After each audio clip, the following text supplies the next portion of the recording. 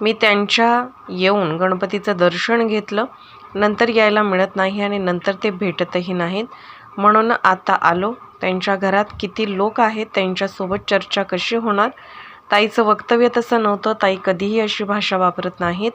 पत्रकारांनाही कोणती माहिती दिली मला माहीत नाही, पण ती अत्यंत चुकीची आहे. आमचे वैचारिक मतभेद आहेत आणि ते कायम राहतील. आमची मैत्री तर आहेच, हे मी कधी नाकारलंच नाही. फक्त मुख्यमंत्री झाल्यामुळे भेटीगाठी कमी झाल्या आहेत. त्यांचे मित्र अधिक वाढले, त्यामुळे या मित्राला वेळ द्यायला त्यांना वेळ कमी असतो. मला मुख्यमंत्री करा असं मी गणरायाला बोललो आहे. खोलवर झालेल्या जखमेचं व्रण जात नाही.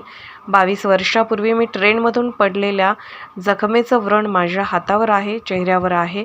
हे उभ्या आयुष्यात जाणार नाही. खोलवर जखम वरती बुजल्यासारखे दिसते, पण तिचे व्रण राहतो.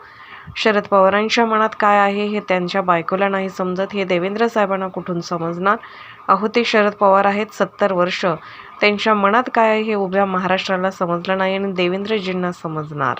दर्शनासोबत काही राजकीय चर्चा झालेल्या आहेत त्या मुख्यमंत्र्यांची.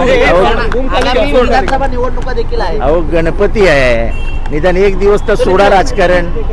काही विचारता तुम्ही यार, गणपती समोर राजकारण करणार का? मुख्यमंत्र्यांच्या घरी गेले होते, दर्शन घेतलं, काय केलं?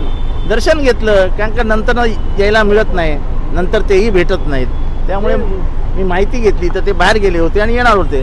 मी मोकळा होतो, म्हटलं चला मुख्यमंत्र्यांच्या घरी जाऊन मुख्यमंत्र्यांबरोबरच त्या गणपतीचं दर्शन घेतलं. तसा योग आला. अहो, मुख्यमंत्र्यांबरोबर चर्चा कशी होणार? त्यांच्या घरात किती लोक. ज्यावेळी मुख्यमंत्री झाले होते, ताईंचं वक्तव्य तसं नव्हतं. ताई कधीही अशी भाषा वापरत नाहीत. पत्रकारांना ही माहिती कोणी दिली मला माहीत नाही, पण ती अत्यंत चुकीची आहे. आमचं वैचारिक मतभेद आहेत आणि ते कायम राहतील. त्यामुळे असं शिंदेचे काय काय तुम्ही काय वापरले शब्द ते मला माहीत नाही, पण असं काही नाही आहे.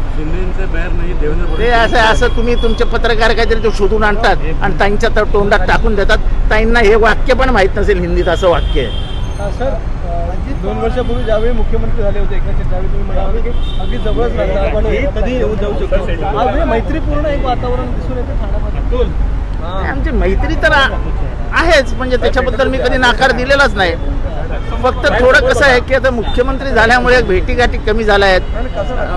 थोडंसं त्यांचे अधिक मित्र वाढलेत, त्यामुळे ह्या मित्राला वेळ द्यायला तर कमी वेळ मिळतो. त्याच्यात काय.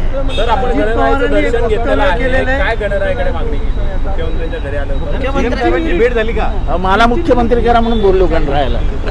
अजित पवारांनी एक वक्तव्य केलंय, घर फोडू नका मी चुकलोय म्हणून. घर फोडू नका मी चुकलोय म्हणाले अजित पवार.